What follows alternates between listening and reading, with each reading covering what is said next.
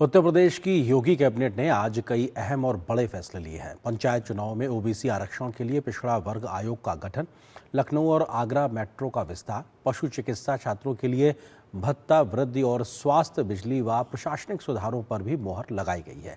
इन फैसलों से प्रदेश में विकास और नागरिक सुविधाओं में नई सहायता मिलेगी। उत्तर प्रदेश के मुख्यमंत्री योगी आदित्यनाथ की अध्यक्षता में आज कैबिनेट की बैठक हुई। यूपी कैबिनेट की इस बैठक में ओबीसी आरक्षण के लिए समर्पित पिछड़ा वर्ग आयोग, लखनऊ व आगरा मेट्रो विस्तार के लिए भूमि और लोकतंत्र सेनानियों को कैशलेस इलाज समेत 12 प्रस्तावों पर मोहर लगी।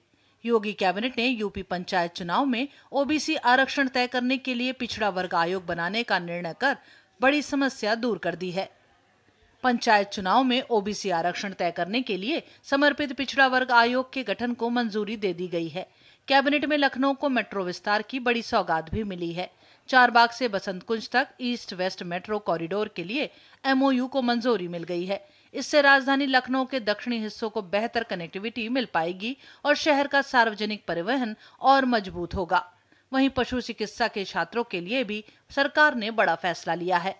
इंटर्नशिप के दौरान मिलने वाला भत्ता अब 4,000 रुपए से बढ़ाकर 12,000 कर दिया गया है। इससे वेटनरी छात्रों को आर्थिक राहत मिलेगी। स्वास्थ्य क्षेत्र में भी बड़े फैसले लिए गए हैं। लोहिया संस्थान में 1010 बेड का सुपर स्पेशलिटी इमरजेंसी सेंटर बनाया जाएगा, जबकि स्वरूप रानी नेहरू अस्पताल के विस्तार को भी मंजूरी मिल गई है। इसके अलावा मिर्जापुर पूलिंग उपकेंद्र और ट्रांसमिशन लाइन निर्माण प्रस्ताव को मंजूरी मिल गई है।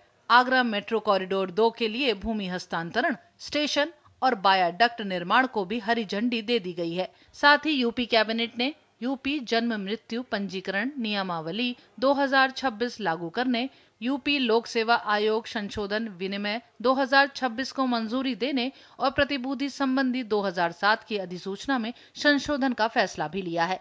बैठक में कुल 12 प्रस्ताव मंजूर हुए हैं, जिनमें 2 प्रस्ताव बहुत ही महत्वपूर्ण प्रस्ताव ऊर्जा विभाग के थे। उसमें पहला प्रस्ताव मैं कहूँगा कि मेजा में 800 मेगावाट की 3 यूनिटें लगाने का एनटीपीसी के साथ संयुक्त उपक्रम में मंत्रिमंडल ने मंजूर किया है, जिसके तहत 800 मेगावाट की 3 इकाइयाँ मतलब कि कुल 2400 मेगावाट विद्युत का उत्पादन करने का नया पावर प्लांट हमारे राज्य में लग रहा है, जिसमें लगभग 38,357 करोड़ रुपए का निवेश होगा। योगी कैबिनेट की इस बैठक में लिए गए निर्णय प्रदेश के समग्र विकास और नागरिक सुविधाओं को मजबूत बनाने के लिहाज से मील का पत्थर साबित होंगे।